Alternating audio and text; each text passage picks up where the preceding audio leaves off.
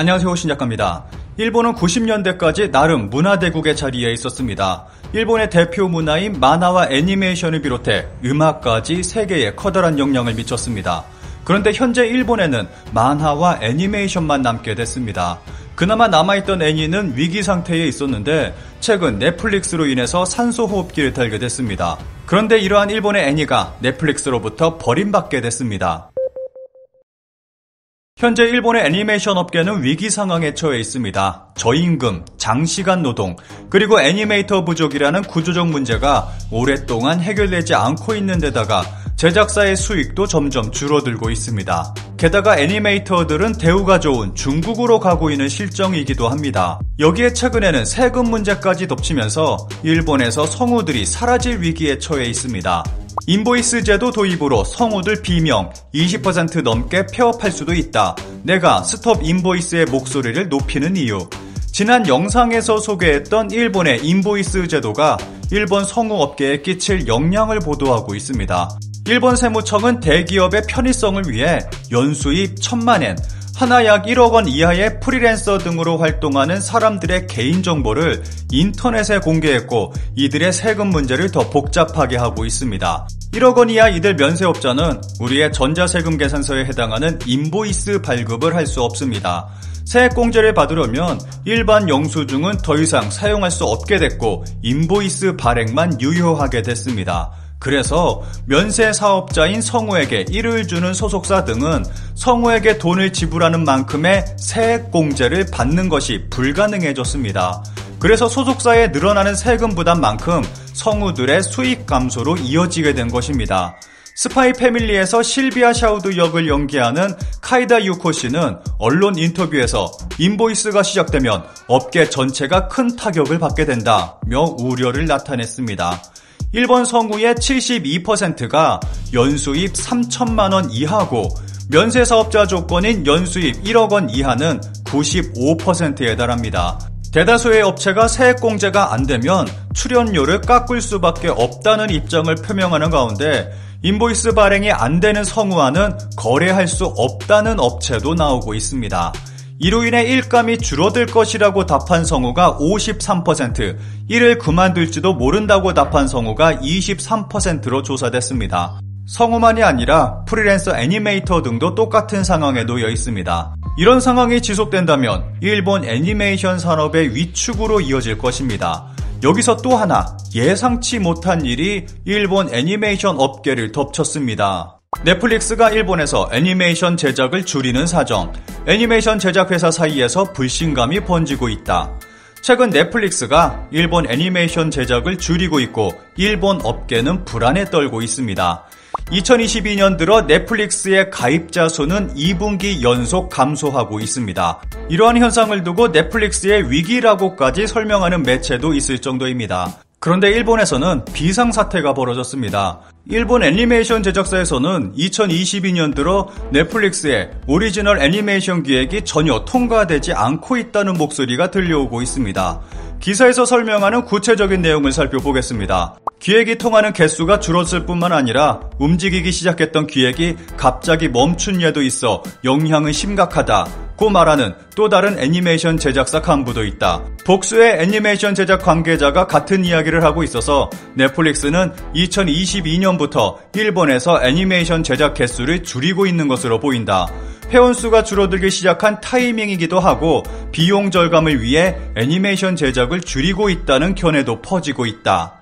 그동안 넷플릭스는 적지 않은 금액을 일본 애니메이션에 투자하며 많은 일본 애니메이션을 공개했습니다. 이런 상황에서 올해 들어 갑자기 이런 상황이 벌어지고 있어서 일본 애니메이션 제작사들이 당혹스러워하고 있는 것입니다. 넷플릭스가 이러한 움직임을 보이는 결정적인 이유로 회원수 감소보다는 일본 애니메이션의 부진을 들고 있습니다. 한마디로 일본 애니메이션은 인기가 없다는 것입니다. 여기에는 일본 내에 구조적인 문제도 안고 있습니다. 넷플릭스에 공개된 애니메이션은 그다지 화제가 되지 않고 있고 수년이 지나면 TV로 방송되기도 합니다. 게다가 TV를 통해서 무료로 애니메이션을 볼 수 있고 이쪽이 SNS 등을 통해서 더 화제가 되기 쉬운 데다가 이를 통해서 인기를 얻어갈 수 있습니다. 또 넷플릭스 독점 작품은 애니메이션 제작 회사가 조금 더 높은 제작비를 받을 수 있다고는 해도 넷플릭스의 노하우 부족으로 캐릭터 상품 판매 등 2차 판매가 어렵다는 문제도 안고 있습니다. 이러한 이유로 최근에는 제작비는 작아도 2차 판매가 용이한 TV로 회귀하는 움직임이 강해지고 있다고 합니다. 이러한 현상은 이상한 흐름을 만들고 있습니다.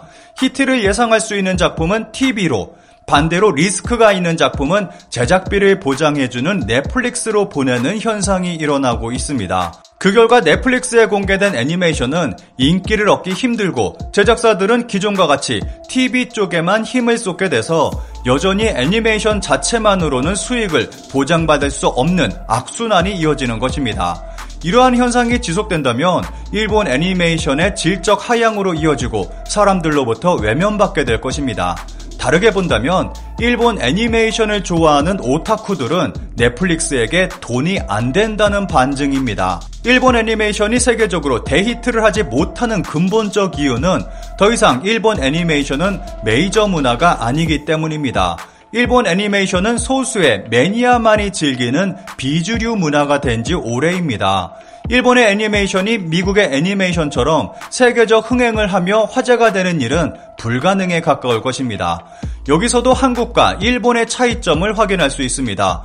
넷플릭스는 위기가 찾아오자 한국에 대규모 투자를 하며 한국을 위기 극복의 중심으로 삼았습니다. 반면 넷플릭스는 위기가 찾아오자 일본 애니메이션을 줄이고 있습니다. 관련 기사에 달린 일본 네티즌들의 반응을 짧게 살펴보겠습니다. 업계에서는 최종적으로 돈벌이가 될 것인가 아닌가잖아. 일본 애니메이션이 틈새 시장이었을 때는 넷플릭스 같은 배급사를 통해서 인지도를 높이는 것이 장점이었지만 지금은 일본에서 인기 있는 애니메이션은 해외에서도 평범하게 통용되기 때문에 넷플릭스를 통하는 것이 반대로 걸림돌이 되지 않을까? 그리고 넷플릭스 독점이라는 것도 이제는 유행이 안 되는 것 같다. 해외 드라마도 인기가 있을 것 같은 드라마는 자사 유통한다고 작년에 기사 읽었는데 한국 드라마도 세계적인 지명도는 올라갔지만 돈벌이는 넷플릭스로 흘러간다고 하니까 일본은 애니메이션 강국, 그것은 제작, 흥행에만 머물지 않고 편의점이나 주유소, 게임 등 캐릭터나 관련 굿즈의 저변이 세계에서 가장 넓다고 생각한다. 넷플릭스가 혹선처럼 진출, 제작한 것은 긍정해야 하지만 지금 현재 일본 애니메이션 시장에는 부합하지 않는 면이 뚜렷해졌다 라고 생각한다. 단지 애니메이터의 저수입이나 중국으로부터 외주 등 금전 면에서는 기대하고 싶은 면이 진심이다. 그리고 세계적으로 인정받은 인기 애니메이션 작품은 일본에서 히트나 주목받은 작품이 베이스. 지금 일본에서 거들떠보지도 않았던 애니메이션 작품이 해외에서 데이트하는 건 없을까? 대신 코어 팬이나 매니아에게만 호평받으면 넷플릭스는 납득하지 못할 것이다. 이익에 목을 매는 것이 너무 노골적이라고 생각한다. 이제야 꿈에서 깼다고 할까? 현실로 눈을 돌리게 됐다고나 할까? 범작을 연발하는 가운데 일본 애니메이션 오타쿠로부터 용돈을 뜯어내는 것은 어려울 것이다. 2022년 가을 애니메이션만 본다면 TV가 풍년인 건 분명하다. 넷플릭스 독점 해외 드라마는 요금을 내고서라도 보고 싶은 게 있는데